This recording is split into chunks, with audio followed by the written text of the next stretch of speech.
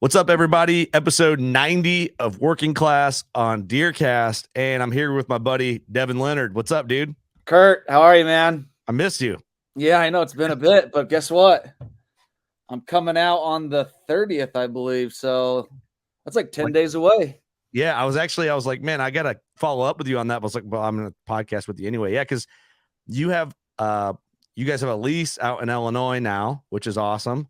Yeah. And for people who listen on the regular and have listened to the podcast we've done with you over the last few years now, they kind of know your story. You know, you're from Utah. You're traditionally a mule deer guy, but you hunt everything. You know, I describe you as like the most passionate hunter about whatever you're hunting. Yeah, no, for sure, dude. Whether it's a bear hunt, a coos deer hunt, whitetail hunt, if I'm on that hunt, that's my favorite hunt. I think we're having internet lagging But issues, so yeah, if it keeps going, we'll get caught up. I think we're cool. We should be good. But so what I wanted to talk to you about this week is I like seeing you kind of I was around you when you shot your first whitetail, which is behind you there, and Yeah. I got to watch you. I feel like I got to watch you fall in love with the whitetail game. Yeah. Which now has us talking about buying property out there. Has us trying to get leases that come through. I mean, with we got that lease with Andy and Rachel, which is awesome. We've been talking about another one that doesn't seem like it's going to go through. We tried to buy some land out there, but it just didn't really map out for us. But yeah, dude, I'm addicted now. It's cool to see, and I think people don't understand how crazy the getting land access, getting permission, getting a lease, even buying ground, if you can do that. Like the whitetail game is pretty cutthroat when it comes to like access stuff. And where we're at, there's public, but not like close public too. So there's always that option. But you know, it's just a tough game. It's hard to explain to like guys like you and Trey who are out west where it's all public. Like Right. you know, if you got a point, you can draw that unit, or you just go, and it's you for as far as you can see, you can hunt. It's a little different here in the Midwest. You know, you're very boxed in to a boundary in most cases. Yeah, and I can definitely see that just with how well connected you guys are. And I've been watching you trying to help me out get a lease, or anybody that you know. You're like, hey, Devin, we have a potential to get a lease over here. And even with how well connected you are, dude, it's still a tough game. So I can only imagine for me to try and get in that game all on my own, maybe go out there, knock doors, or send out mailers, or whatever it is, dude. Like that almost seems like nearly impossible. It does. I don't want to say that it is, but yeah. Yeah, I've had buddies on from Wisconsin, like shout out to Jeremy Beck. We talked about it. He's like, dude, Illinois is tough. It's touches Iowa, and it's over the counter bucks every year. And I was not, you know, I was on a draw, so it's different. But I want to talk to you about, because you came out, hunted, you know, we told the story on the podcast, you know, killed the buck the first couple hours, like got that first day whitetail hunter luck on a great deer. And which is like, for me, I'm like best case scenario, because you've watched me kill a lot of firsts and whatever we're hunting. Yeah. But after that, and you hunted last year, I heard you mention like, man, I want to be a part of the process. Like I want to go hang stands and hang a trail camera or two, or talk about food plots and all that. So like going into this fall, like where's your mindset with whitetails? Like what's interesting to you? You know what I mean? What are some things you want to do? Dude, I want to, I think, you know, I talk about being a part of that process. It's almost like watching a buck for 2 or 3 years, you know, where you like, I don't know, you kind of build that, might sound weird to say, but like that relationship or that connection. And you're like, okay, I watched him as a 3-year-old and he was a nice buck. And then now I watched him as a 4-year-old and now he blew up as a 5-year-old. I mean, there's just a whole different feeling of killing a buck when you've watched him for 3 years. Mm-hmm. Well, I don't live out there and I probably won't really have that experience unless I see, but the experience that I can get is being a part of like setting up the trail cameras, helping you guys set up the tree stands, helping you guys do the food plot. So that way, when it's like, for me, when that shooter buck does show up, or he does show up on camera, dude, it's like, yeah, I was a part of that process. Mm-hmm. That's kind of what I'm looking for on why I want to come down there, spend $800 on a flight ticket, leave my family, miss the work, because dude, that's just going to be a whole different feeling from showing up, having you guys totally set me up. Judd puts me up in his favorite tree stand. Well, I don't know if it's his favorite, but it's mine. And he's like, okay, dude, go sit here. And dude, it's like 2 hours later, I've got a buck on the ground. And that, don't get me wrong, dude, that was epic. That was cool. Yeah. But now to actually be a part of that process just a little bit more. And I know me just coming out one time and only spending 2 days out there on the farm doesn't really equate to me like doing that much, but you know, being a part of that process just that much more, dude. And seeing a buck up close is going to be cool. And if I kill one, dude, that'd be even better. Yeah, I think I enjoy your appreciation for it. And I feel my perception, probably perception, I guess would be the correct term, of Western guys looking at the whitetail game. I feel like it's more common for you guys to kind of like snuff it a little bit, like, but I think you really just generally love hunting and you love the process of whatever that hunt is. Yeah. And what's interesting about whitetails, like I just had Jared Sheffer on last week. Jared doesn't participate in the traditional like whitetail farm hunting culture. Like he goes out on public and he's just full blown kind of like chaotic run and gun, trying to shoot him with traditional equipment. And then, you know, I like the process of here's your property. Like to me, the boundary is a challenge as well. Like, okay, you have 40 acres. How do you put the work in to make that the most attractive 40 acres to a mature deer? And then if a mature deer uses it, how do you dial in to shoot them? Right. And I think you find, well, you're more used to the run and gun stuff out west. So I think it's appealing to you to have that kind of like the work is applied in different areas, I guess is probably the way to put it. Yeah, dude. And it's just different. And it's like, dude, if you do the same thing, like if you just did the same thing every single day, you're gonna get bored of it. You know what I mean? Same thing with hunting. It's like, dude, how cool is it to be able to hunt out west and go on a mountain lion hunt? And then how cool is it to be able to go on an elk hunt? And then how cool is it to go back home to Illinois and work on your farm and do food plots and mixing it up, dude? That's the best. It's just like the bear hunt, dude. It's like, well, the bear hunt, why that's so cool is because camaraderie, hanging out with buddies. Yep. You get to sleep in, have a good breakfast, and then go work all day, setting baits, checking cameras, and then you go sit in your tree stand at night. And it's just totally different than a high country mule deer hunt, and it's totally different than, you know, a whitetail hunt. So I just think switching it up, dude. I heard this one guy say, you know, whitetail. He refers to whitetails as ag rats. Have you heard that before? No, I've never heard that. Yeah, ag rats, dude. And he's just like totally against like whitetail hunting. I'm like, dude, I guarantee you don't understand it. Yeah, you just don't understand. And he's the type of guy, dude. I don't know him, but just based off what I can see, dude, he would fall in love with that process. You know what I mean? Yeah.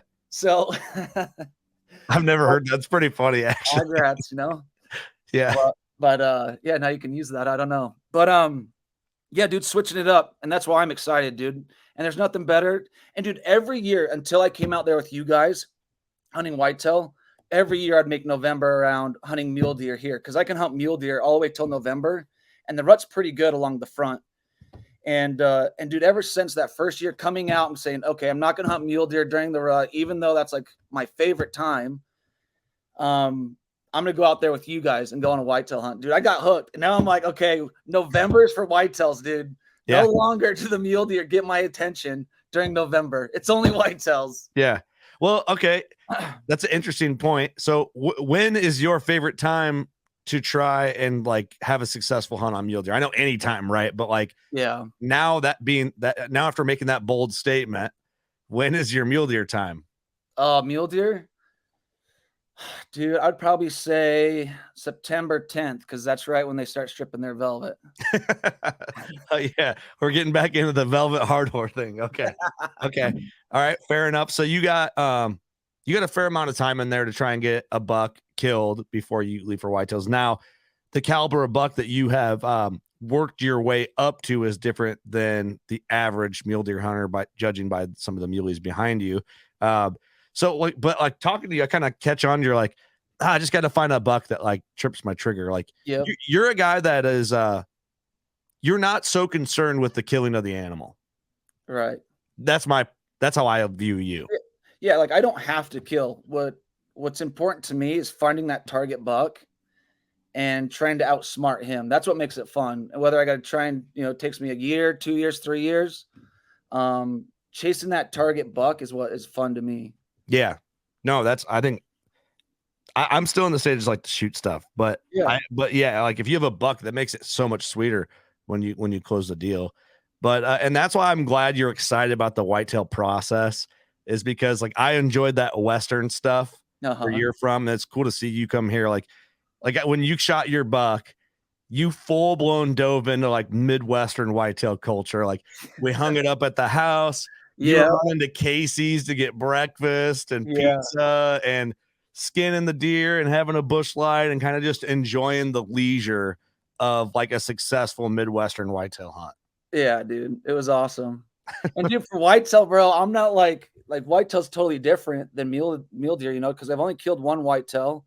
I've hunted. This will be my third season. Mhm. So when it comes to whitetail, dude, I think my last buck was like 130. So, dude, if I see a 135, Yeah. dude, what's up? Well, My only goal is to kill a buck just a little bit bigger. Well, I would like one much bigger, but if I see a 135, dude, I'm going for it. Well, of course, yeah. I mean, that buck behind you too. I mean, everyone can see if they're watching this podcast on video. You can see him over your shoulder. Like that's Yeah. a great buck. Oh yeah. A first whitetail ever. I mean, you're no stranger to just big antlers in general, but I mean, you've killed coos deer. And it's not a whitetail. It is, but it's not. And your coos is over your other behind you right now. Yeah. But yeah, I'm glad you were able to kill like a buck you were stoked with, which I knew you'd be stoked with about anything. But I think that's a great realistic goal. Yeah. Like Trey Heiner came down and shot a 160 his first sit, which it's like, how the hell does that even happen? Dude. But that guy deserved that more than anybody too, like Yeah, what an absolute giant of a whitetail, dude. just a stud. That's unreal. But even then, like that made our whole week. It did. It did. We went in with Judd and Trey, and you didn't kill a buck that year, but you saw deer. You Yeah, were and I on missed deer. one. Oh, I forgot you Yeah, did, dude, I huh? missed a stud. So, dude, I had my opportunity, messed it up. Then I had another great buck come in, and I spooked him. So I had 2 opportunities. But yeah, dude, that was a fun week. I don't know how we're gonna top it though, dude. With that big old buck that Trey got. That was You killed that week too, dude. yeah. You Yeah. killed your 8-pointer, right? Yeah, the pretty much like the second to last day you guys were in. I think you guys flew out the next day or the day after, but it was a stellar week. But that's the most magical time for whitetails. Yeah. It's like, don't get me wrong, I like to be able to pattern a buck in October, blah blah blah, that whole thing. But there's something about November. That's why the jury is always crowned at Sweet November. Yeah. It's just got this. To me, it brings me back when I was a kid. Like for me, November in the Midwest has like an aura to it. Like you get a good, crisp, clear, high pressure day and the leaves are crispy and you can smell the leaves. Yeah. And you hear that and it's just like, oh dude, I got chills. Like it like gets me worked up, man. It's in my blood. I love it. I love hunting mule deer and everything else. But dude, something about that, like just November crisp morning, man. You go to sleep thinking about that cadence crunch in the leaves. Yeah. And you wake up just hoping that's going to be the day. You look down and you see G2s like this coming 10 yards, like it's beautiful. Yeah, dude. I remember hearing that, dude. Just the and then you look over, you're like, oh crap, there they are. They're coming. And dude, it's like you go from like being bored in the tree stand and all of a sudden you're like, oh, or maybe it ends up being a squirrel, but Yeah, it's also part of the experience. That's an amazing sound for sure. But to me, I was just kind of like proud to hear you say, like, I want to hang tree stands and I want to be a part of the process of like trying to pattern one. And, you're willing to put in the work. And to me, that was like really cool to hear. Yeah, for sure, dude. So what will we do? Are we going to be putting out food plots out there? So I think so. I know Andy and Rachel mentioned something about that. Yeah, I don't know exactly what the goal is. I've never been out to where you guys are at, but I know they I have equipment to do it. So nice. I guess I'm gonna run out there with you guys and we'll see what we can see and see what we can throw in. Cool. But yeah, I think it'll be fun to like try and hang a couple tree stands and so would we want to hang them like what we find our pinch point, hang them, or is it better to set out trail cameras get the data from that, and then depending on what we see on the trail cameras, then put up tree stands, or do both? What I would do, since it's a clean slate, and I feel like a lot of people are scared to admit this that deem themselves as an expert, is I like the guess and check method. Yeah. Because one, it's so fun, but hang your trail cams where you think deer are naturally going to be this time of year. And what's something different with Illinois, there's no supplemental feed allowed in Illinois. Yeah. So like Doug and Eric right now are running big time supplemental feed and getting pictures of just studs moving, at the feed. Right. Good deer at the feed, does at the feed, whatever, anything that's going to feed at the feed. Illinois, you can't supplemental feed at all unless it's a food plot, like a grown food plot. So it's funny to watch our crew that's half Iowa, half Illinois. The Iowa boys always have the stellar photos, and then we're setting up cameras for natural movement. Yeah. Which is what you guys will be doing. But I almost feel like that gives you more of an advantage. Here's my theory, because we're actually finding the deer on how they like to use the terrain that they're living in.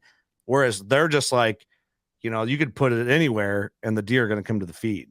Right. So I think that when it translates into season and how you're going to hunt the deer or how the deer use the property, I feel like we will have the advantage in that because we're catching them on how they use the terrain. So I would say we're going to put trail cameras up. And if we hang stands, which I think we're going to, this is your guys' call. I'm kind of like just coming to hang out, but or what, maybe give an opinion or two. But yeah, I think see what terrain features are there. Hang a stand on terrain feature. How will a deer move from point A to point B on this property? And hang them there. And then I think the fun part's going to be getting some trail camera pictures, hunting it, seeing how the deer are actually using it. If they're using it how you thought, there might be a terrain feature we didn't realize or something. We're like, oh yeah, that makes sense after you see a deer do it. And then you can add some mobile hunting game into the equation where you might move a set and move in on a deer for a certain wind or whatever it may be. Yeah. So I think we start clean, work from the outside in, and guess and check, see what happens. That's going to be the exciting part. So what would be the process of like doing a food plot? You spray, you till, you seed, or what? Like, is that it? Or like what? Walk me through that. A food plot expert would tell you to take a soil test. Okay. I will be honest, I don't do soil tests like I should. A lot of mine just like hope it grows. But if you ask has it ever not grown for you before? I've never had it not grow, but I will tell you if I took a soil test and applied what needed to be applied to the soil, some of the plots that might not have done too great and like, on a year we didn't get enough rain or whatever, probably would have came in a lot better. Yeah, I got you. But yeah, like, so the simple process, like I'm getting ready to put in 2 fall plots. So I've already mowed and sprayed. So I mow or I'll spray first, depending on the length of it, let it die off, mow off everything. And then I'll come back in with a tiller, work the dirt. And then what I'm going to be doing this fall, like I need to go spray one yet as the recording of this, which I'll probably do tomorrow. I'll go spray with my Ranger. I got like a boom kit for my side-by-side, and then kill that off, let it die, come back in, I'll till it, and then I'll spread the seed, and then I'll come back in with a tool called a cultipacker, which you run over the tilled dirt with the seed on it, and it kind of pushes the seed down into the dirt. Gotcha. And then you hope for rain. Yep. So the fall food, what is the fall food? Like what will you be growing? I'm going to have 2 like brassicas and turnips, and it's in a blend, so here I can give you an example of one of the blends right now. I'll just read off what I'm planning, which is one of the plots is going to be big time buck brunch. And the only reason why I'm bringing this one up, because I think it's the most user friendly, just because it's considered a no-till food plot. So someone who doesn't have a tiller or access to a tiller can kind of just broadcast it on bare dirt and it should grow. Nice.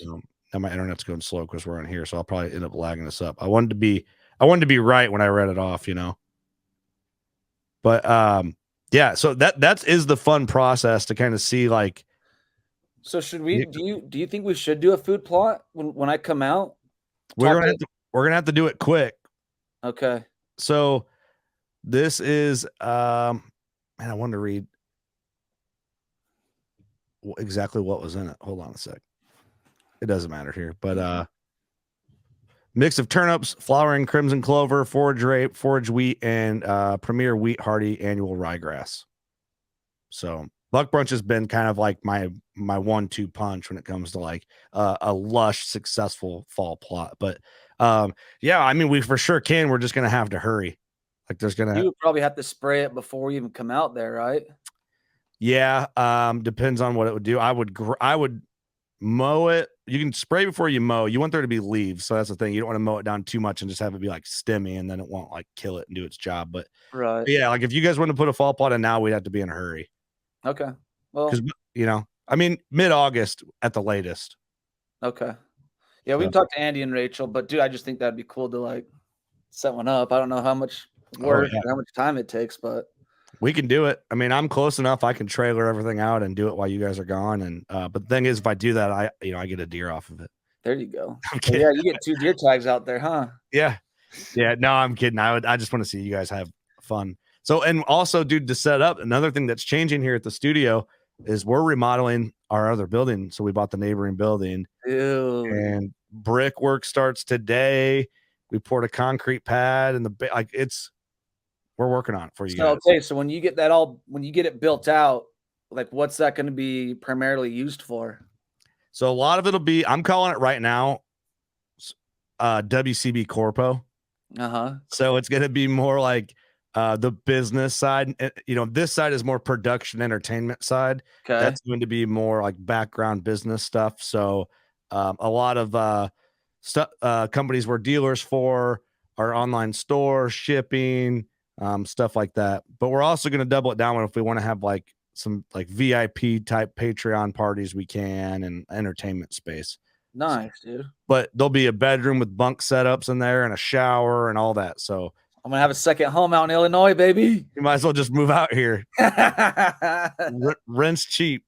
Next time the wife gets mad at me, dude, I'm booking a flight and I'm just gonna be like, sorry, babe, I'm out. Just don't say nothing. You're living in New Windsor, Illinois.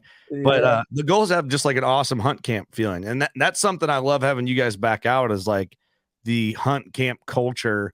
That's kind of, even you guys are new to the whitetail hunt. Well, Rachel and Andy you are, but I'm getting it back for the first time. I grew up with that.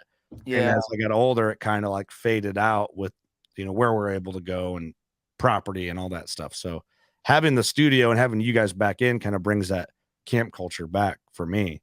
Dude, I love that. Hearing stories like, dude, that's what's so fun. Hearing Trey kill a big old giant, and then when it comes close to the end of the hunt, you killed your big old 8-pointer.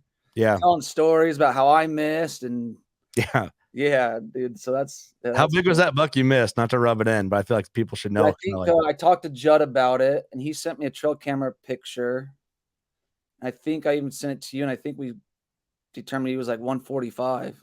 Yeah, it's a good buck. Yeah, dude. So in a short amount of time of whitetail hunting, you get to really experience a lot. You get to see big deer, you get to recover big deer, you get to miss one, you got to kill one. Yeah, dude. Yeah, dude. I feel very fortunate being able to hook up with you guys. I hunted your farm. I've been hunting on Judd's farm, and dude, he's just got this killer farm. It's like every sit I'm seeing deer. I'm either seeing a few does and a small buck, or I'm seeing a few does and a shooter buck. Like almost, that's what it felt like. Every sit, I was getting action. And I'm like, if this is whitetail hunting, sign me up, bro. I can throw away my mule deer tags and all of that, dude.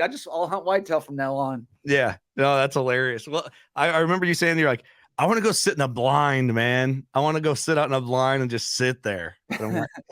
Like we're talking about ground blinds. You're like, oh, I want some of that, which I think is hilarious, because a lot of guys are like, I'm not hunting out of no blind. Really? Dude, I got to try everything at least once, I think they're great. Blinds. Did you ever end up hunting out of a ground blind? Mm-mm. So no. I like them, but what I don't like about them, it makes me less, I'm less on alert. Yeah. When I'm in a tree stand, my head's on a swivel and I'm looking. When I'm in a blind, I relax too much. Yeah. Yeah. I find myself on my phone. You're on your phone, got your headphones in, watching Netflix. Yeah, I got my shoes off, had a coffee. You know, Yeah. it's like, Falling asleep. yeah. I just Yeah. I find almost every time I hunt, if a deer shows up when I'm in a blind, I'm like, oh, oops, how'd that get? Because I'm on my phone or like I'm Right. just You too, should have caught him like a minute before, 30 seconds before. Now it's too late, kind of deal. yeah, I'm not on the same alertness as I am in a tree stand because it's so drastically different. I'm adjusting to the blind Yeah. game, you know. Grew up Yeah. hunting out of hang-ons, and then you put me in this big comfy box blind. I'm like, man, this is great. You know, I can't get caught if I'm moving, you know. I can only imagine though, dude, on those super cold mornings, dude, how nice a blind is. They come in clutch. So Dude, oh, you know what? I did sit a blind. I sat it on Todd's oh yeah. farm. Yeah, like a pop-up blind. Yeah, pop up. And dude, it was so cold that night. And it was like super windy. Dude, as soon as I got in that blind, I'm like, oh wow, this is nice and comfy in here. This is But dude, I'm having like these does feed up by me, like no kidding, dude. There must have been one that was like 3-4 yards just coming right by my blind, dude. But there was a big doe I was after since I already tagged out. yeah. I was looking for my next trophy, and well, she didn't show up. There's all little does that came in. All right. So that brings up a good point. Let's talk about the whitetail meat. Oh, dude, so good. Do you think it's that? I mean, I know it's good, but like Yeah. compared to other animals you've eaten, because you've hunted a lot of species. Yeah, dude, the only other meat I've had that was better is bear. Really? Yeah. Yeah. That's a bold statement. Now, I will say this. I think when it comes to bear meat, I mean, I've probably eaten 4 different bears. And the best bear I've had was a really young bear. And it was just like top of the line. I just remember like this is like one of the first times most of the guys in camp actually had bear meat. And everybody was like, oh, I don't really want to try. I'm like, trust me, you guys are gonna like this. Just give it a try. Mhm. Dude, we cooked it up, nothing special. And boom, dude, they all loved it. Like, so bear meat's good. But whitetail, dude, I'd say whitetail is better just because you don't have to worry about trichinosis. Yeah. Yeah. It's a good plus right there. Dude, I honestly like get concerned about like feeding my kids bear meat. If I get trichinosis, I'm like, whatever, you know? Yeah. Muscle cramps for a little while. So, Well, so I'm like, I can deal with that. But if for some reason my boys got, dude, I'd feel so bad. So I definitely overcook it. I think it's got to be like 165 temp. yeah. For X amount of time. I can't remember, but yeah, So, that's a good point. I'm surprised you said bear meat though. Have you eaten is Axis or fallow is one of the everyone always says is one of the best meats. dude, I had fallow one time, but it was like cooked in soup. So you can't really like, you know. You can't judge it off that. Dude, I've had, you know, elk, moose, but dude, those corn-fed whitetail, bro, I think it's hard to beat. Ag rats, baby. Those ag rats feeding off corn, dude. It's like corn-fed beef, dude. Yeah, you know, honestly, yeah, for sure, I can see that. You know, I've eaten a lot of deer, and I've had deer do taste different from deer to deer. You know, they definitely do. But I've had big bucks taste amazing. I've had does not taste so good, still good, but not as good as like some of the big bucks I've had. So I don't necessarily believe in that either. You know, a lot of people say the big bucks are nasty. I don't think that's true. Dude, and you know what? You're right though. I think it can vary because I remember this one mule deer I had, dude. I let it dry age for 60 days. Oh, really? So I shot it in December, probably December like 18th or something like that, out in Nevada. And I dry aged it under my deck. So my deck was fully shaded like all day long, pretty big deck. I just hung it right there. So it was in the shade, super cold all through December into it's probably like 56 days is what I think I did it for. But anyway, dude, it started getting that thick leather on it, started getting that mold around it. Mm-hmm.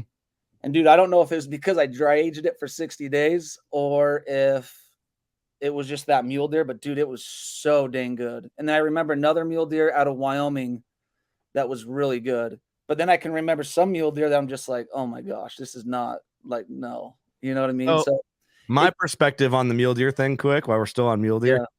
I killed a mule deer in Oregon, and it was awful. Yeah. The mule deer that we killed in Wyoming together was okay. Okay. Yeah. But like I'm not gonna like medium rare cook one of those steaks like I would like a whitetail steak. Yeah, yeah, yeah. So Okay. Just tasted more gamey or what? Like the one from Wyoming. yeah, to me, because I don't know how to really explain it compared to like what I'm used to eating. Because like we Uh-huh. don't buy beef, man. Like every now and again, like at a restaurant, I'll eat a beef steak or like special occasion, like 4th of July, I might grab some beef steaks to grill, like in a pinch, or with the family. But Yeah, other than that, like we're not buying ground beef. I'm not buying beef steaks like weekly to eat beef steaks. Like it's all whitetail. So yeah. anything other than that is going to be different to me. You know what I mean? So it wasn't bad, but it wasn't like my favorite. Like Yeah. I wouldn't be like, man, try this. So what's your favorite meat? I did like the bear. I do like bear meat. I did really like the mountain lion meat. But like you said, you can't cook like medium rare steak, Yeah, or I wouldn't, but yeah. I'd say whitetail. I really had higher expectations for elk meat. Yeah. And I just don't think my elk, I know it's, it all is based on when you shot it, what happened, the individual. I know it all plays on that, but my elk, I'll have one steak that'll be great. Uh-huh. The next one will taste like I licked that patch of hair from their stomach. And we kept it clean. So Yeah. I don't know. Did It's that elk die quick? yeah. Okay. Yeah, I double lunged him. So Okay. he did the stand and then he fell. Yeah, dude, that's interesting. I wonder what that is. I wonder if it's just is it how we take care of the meat? Is it how quick the animal dies? Is it where they live? Does the elk live down in the desert? Does he live in the high country? You know what I mean? Like Yeah. I don't know that, but It's interesting. I do think it definitely varies from because yeah, I've seen that. I just don't want to get a whitetail that doesn't taste that great because then it's gonna ruin it for me. Okay, so I got an interesting theory here, and I want to see your take on it. And I don't know what there was a take to have on this. I killed a big buck in 2018. Big, old, heavy bodied, mature buck, like 5.5 year old or older. And I think he was living in this pocket where he spent the majority of his time. I shot him in there, and he was one of those deer that I think traditionally, if you would have brought it back home in the back of the truck, you got back to hunting camp, you'd have had the old timers come up like, man, that thing's going to taste like a boot. You know what I mean? It was like that big type, heavy neck buck type Yeah. deal. And so where he was at, I killed him not too far from a fresh spring. Uh-huh. And I have a theory that buck lived on spring water, Uh-huh. and that's what made him taste better. Dude, I would yeah, dude. I could see that definitely because that's the same thing with bears, dude. If you get a bear that's eating berries, that bear's gonna taste a lot better than a bear that's just eating rotten meat. Right. Or donuts. Or donut. I don't know. Maybe donuts might make the meat a little sweet, dude. I That's a don't. good point. They Yeah. say what bears like pork. Nothing better than sweet pork. Dude, you know what we need to do? We need to fill a bait barrel full of pineapples. It's Okay. like Oh ham and yeah, pineapple. yeah. There we go. Heck yeah. But So yeah, dude, spring water. Dude, I could see that. I I don't mean, know how much weight that holds. Maybe not any, because who knows how often they actually drink out of the spring. it's But fun to believe in it, though. So let's it's just one of go with those like wise tales when I'm 70, if I make it that long, I'll be like, I it. killed this one buck, drink nothing but spring water. And everyone's gonna be like, shut up, old timer. Yeah. That's how those stupid stories come to be. Like a guy who was like vague in his description. It's like, yeah, that buck probably visited that spring maybe like once a week. And I'm over here like, it's all he drank, Yeah. Yeah. but maybe not. Maybe, I don't know. Just in this bottom. Better than pond water or the murky. What do you guys call them? Streams, rivers out there? Well, we got both. Yeah. Your creek, Yeah. stream, river. That water always seemed kind of muddy when I would see one. It's like wasn't like your mountainous, clear stream river water, but Yeah, it's all mud bottom though. yeah, So yeah. they're not rock. It's not like the Grays River where it's all rock on the bottom, or like the Snake River you can see down in the damn thing. But there is though. We do have that. Yeah. You're not going to see that in Mississippi, but yeah, you for sure will see that. But to clarify, like there was a spring and what I would consider a small river in this Yeah. area where I killed that deer. Now I don't know if that's true or not, but the meat thing's always interesting. So, so whitetail is better than mule deer in your opinion. So, Yeah. so Is it whitetail or bear? I guess that's where it is number one. Oh, if I had to pick one, if I had to live off of one the rest of my life, it'd be whitetail. Really? Yeah, I just here's the thing, dude. It's bear meat is really good, and I also like to build it up because nobody else has either tasted it, Yeah, or likes it, or just the thought of it, right? Like even when I first started bear hunting, dude, the thought of eating bear is kind of weird, right? mm-hmm. They also are like carnivores; they eat meat, Yeah. but so I like to build it up.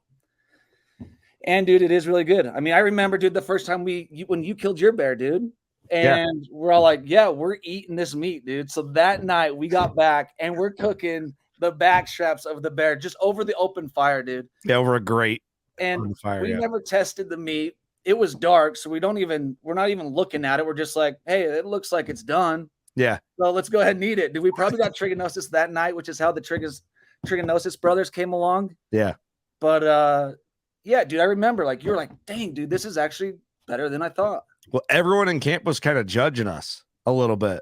Yeah. Remember that? We were kind of getting some looks. Trey's like, I can't believe you're gonna eat that thing. Yeah. And I think, yeah, we had I think we might have just pulled it out, dabbed a little salt on it, and it was amazing. That was my first time ever having bear. Yeah, and that was good. You know, it was real good. What's the weirdest meat you've ever eaten? Like the weirdest species? Like what's your claim? Because I kind of have this thing where it's like I kind of want to have this checklist of things I've tried. And I got a pretty broad array of things now in the last couple of years. Like I ate coyote a year ago. How was it? So let me also clarify this. See, coyote's like weird too. You know what I mean? Just thinking about it is like it's a canine. Yeah, what? You know, it's man's best friend, you know. But so a professional chef over from Hunt Chef cooked it for us. Okay. So he did it in the oven, and he did it, you know, I think he had a thermometer in it, so it was at like the 160 or whatever it needs to be for X amount. So it was still like pink in the middle, but I think it had been cooked the right amount of time, so it wasn't like overcooked like a boot. Because if I was gonna cook it, I'd be like, char the shit out of that because you don't know what it's got. And he did it like a professional, and he cut it up. And I'll tell you, dude, if someone was like, try this ribeye or some, I'd be like, yeah, it is. Really? It was good. So it was good, man. So is it good because of the way he prepared it? Because I feel like you can almost make any meat taste good, right? Like you could take the shit of all shit, marinate it, whatever. I mean, if you're a chef, dude, you're a chef and you know how to make shit taste good. That's right. So now my question is, do you think it was that? Or do you think if like you or I cooked it, it would still be good? 100% it's because of that. Like, okay, yeah. He's a professional. I think you take a slab of coyote backstrap and hand it to 100 other people. I don't think you'd want to eat it. Maybe I'm wrong in that. Like, you know, maybe if you threw it in a crock pot, I'm talking cooking it as like steak. Yeah. You know, a meat, you know, not like in a crock pot with green chilies and spices and hot sauce. Yeah. I mean, you can make anything good like that. Yeah, I'm talking like almost medium rare type.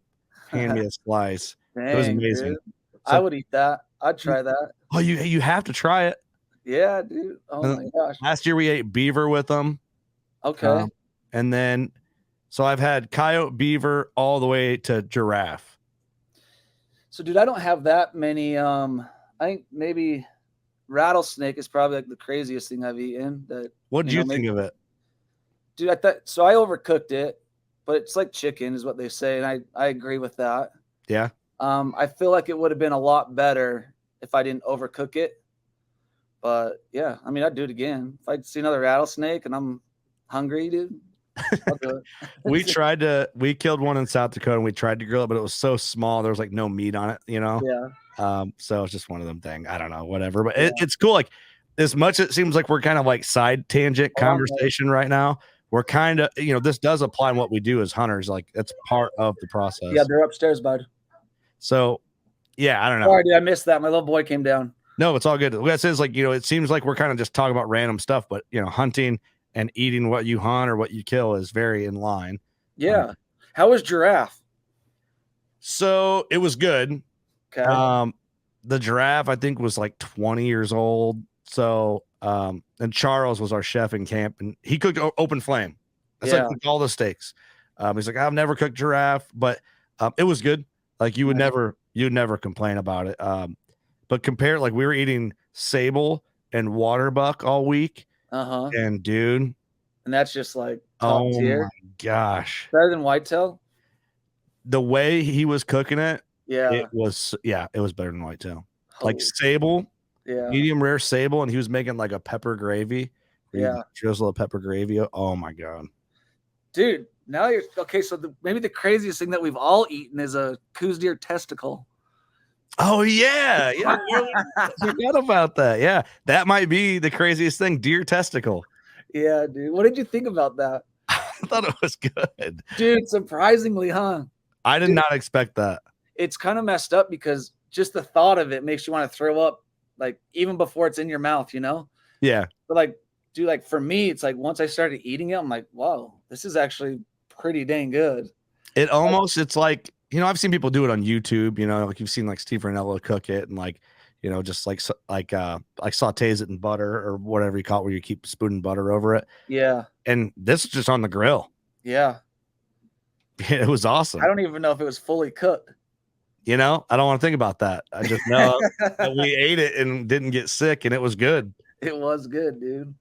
Salt. Maybe Tecate Light made it a little more bearable, but raw heart, we did that. Was that the first year or was that last year that we had raw heart? No, we did that for your first year in whitetail camp. Dude, that was surprisingly really good. Dude, you put a little garlic salt on raw heart. It's pretty good. I don't know if you're supposed to be doing that. Wrap it up like in a sushi roll. Dude, that would be legit. Dude, I'm all in. I'm in. I've heard guys do like venison sushi where they'll take like, I think they just hard sear backstrap, but it's raw and put it over rice. Oh, with soy sauce. Yeah. There's a bunch of ways to do it, but I don't know, man. Now I'm getting hungry. I'm excited for whitetail camp, man. I love to think of some cool meals to cook and like make a tradition out of it. Well, the question is, are we going to eat testicles in deer camp? If somebody kills a big buck, are we going to eat the testicles? All right, here's what we'll do. For sure, yes, we have to. It's a tradition now. I know, huh? It is for sure. So we're gonna have to do that. So we'll have to do a video on how we do it. Okay. So we'll have to figure that out. Maybe we should do it live on the podcast. We'll eat raw heart and raw testicles. We're cooking it. We don't need to get crazy here. All right. Okay, that'd be fun. I would do it. Why not? All right, yeah. Whatever. We're utilizing more of the animal. Try it. We could have ate the one from my buck last October. The one that was all the big old testicle. I talk about that buck, and I don't think people believe me to this day. And I posted some photos of it, but like I don't want to post too much that be unnecessarily graphic. Right. But I'm not kidding. One testicle was like this big. Jeez almighty, dude. See, now that I would probably not eat because I'd be worried against some like weird disease. We actually like did an autopsy on it. I had to. And it was just like tallowy.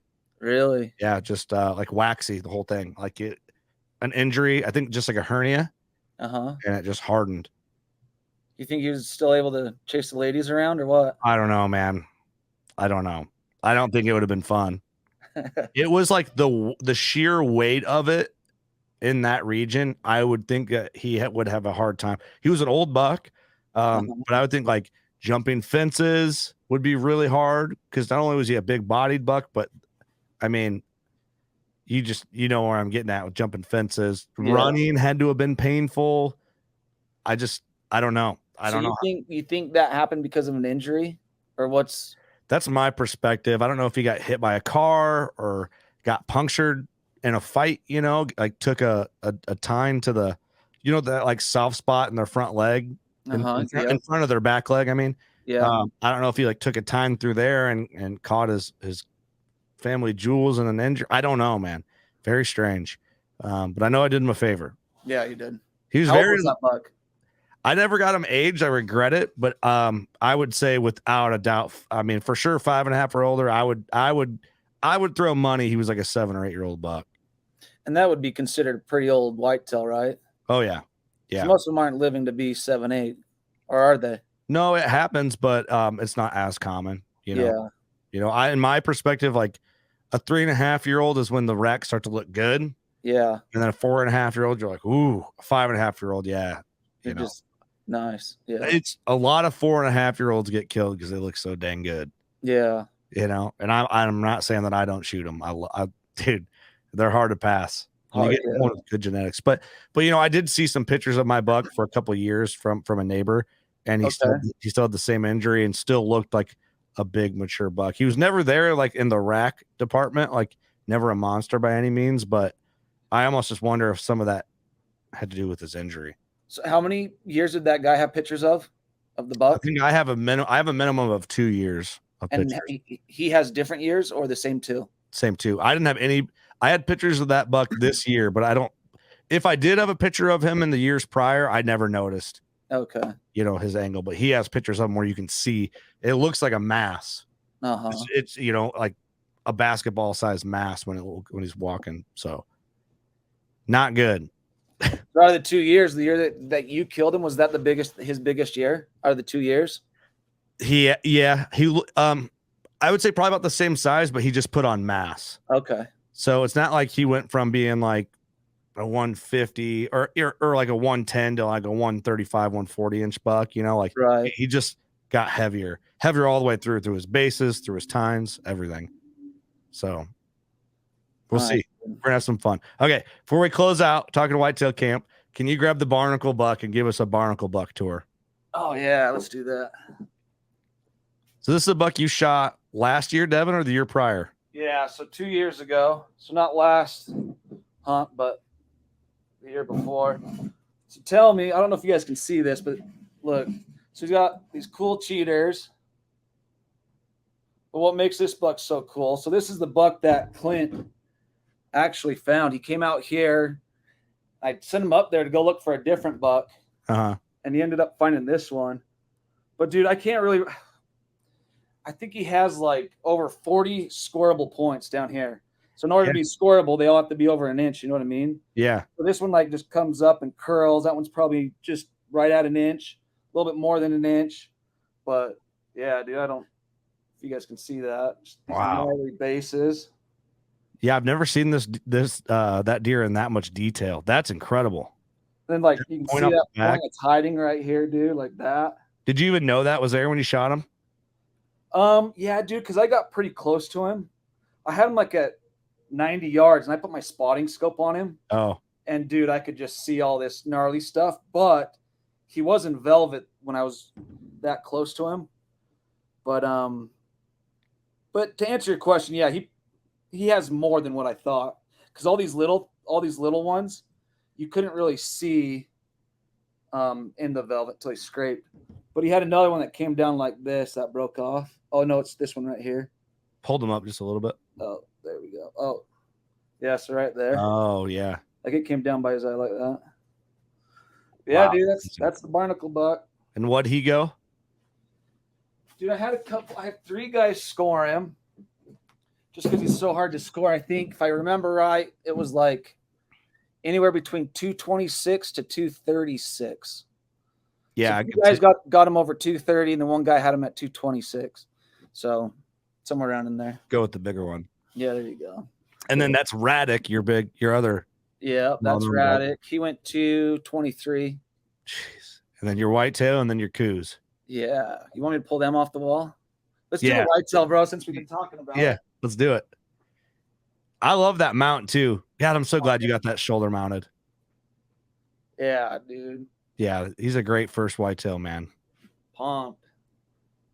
Yeah, dude, when I first seen him, all I see is like this side angle, you know? Yeah. And I'm like, oh yeah, he's a shooter. I love it. Now, I'll show you this one too real quick. Devin's piecing apart his wall. This is the Freak Coos, dude. Yeah, that thing is amazing. Just like goofy. So this, dude, what's cool about this buck is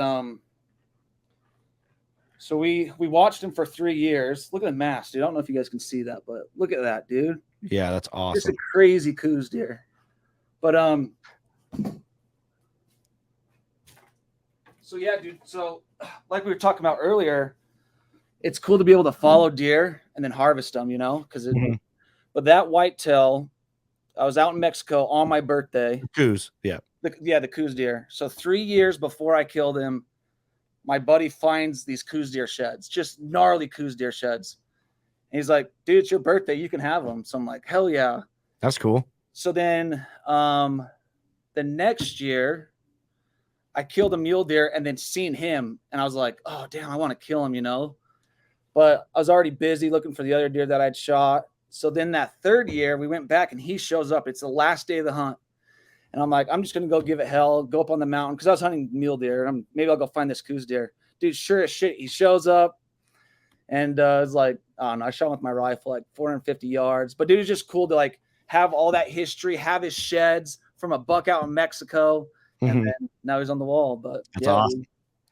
That's cool, man. I'm excited to get my Coues buck back. Oh, yeah. Yeah. You know, and just the way that hunt was amazing. But yeah, it's cool to see in the variety. You know, I'm excited to have like a Coues, a whitetail, and a muley all next to each other. Yeah, yeah. You know, what I find, I don't know, maybe, I don't know how many people you have roll through your house and see like your collection, but when you have someone that's not as familiar with hunting and it's like they're genuinely curious, like, what's that one? Why is that one? You know, like that. I think that's fun. That's a fun process for me. Yeah, for sure.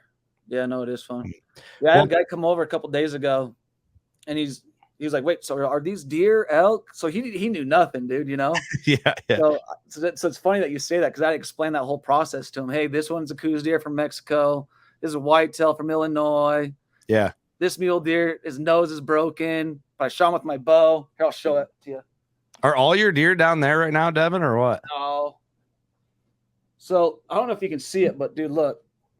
This thing broke his nose right there. I didn't boil it because I didn't want the cartilage to like come apart. Yeah. Whoa. See how it's all like. Yeah. Yeah, dude. Hunky. Yeah. So this guy shot with my bow out in Mexico. But... Well, that's awesome. Yeah, Eric shot a whitetail that had a broken snout like that, a broken nose, and it was all like healed and thick and weird. It was, yeah. So that's cool, man. Well, one day we'll have to get a Devin Leonard taxidermy tour. Yeah. Let's do it. Dude, thanks for doing this. I know you're looking forward to whitetail season. I wanted to get people built up from kind of like a newer whitetail hunter's perspective. You know, you're not a new hunter, but you're a newer whitetail hunter, of course. But. Yeah, dude.